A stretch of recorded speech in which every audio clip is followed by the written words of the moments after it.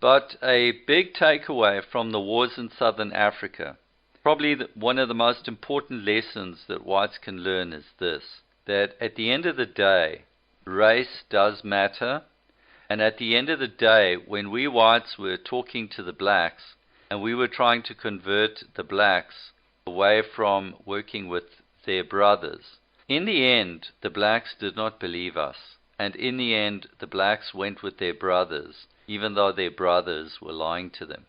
So when we tried to tell them about communism and stuff, it worked for a time, but eventually it falls on deaf ears. And other factors start coming into play. Do they perceive their side as winning? Do they perceive the whites as weakening? And so it goes on. And then they start switching sides. My own view as a lesson for whites is that ultimately we will be successful in converting the vast majority of whites back to our cause, back to what is good for whites. Eventually, race becomes everything. And that can be seen through and through from our struggles in Southern Africa. Between the different white nations, we spent decades trying to work out some kind of political arrangements with the blacks.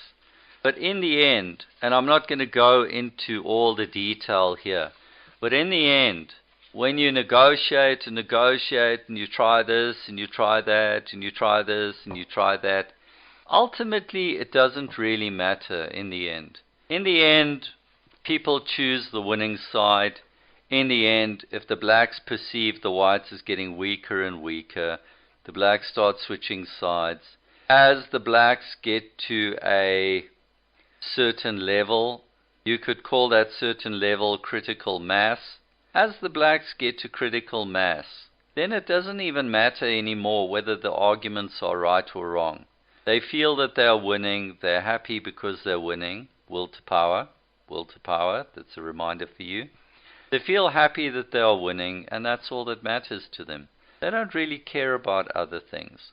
We're quite vicious. They would cut body parts off people, they'd kill people, and they do these things in front of the rest of the blacks so that they show that they are determined. And they have to show the will to kill.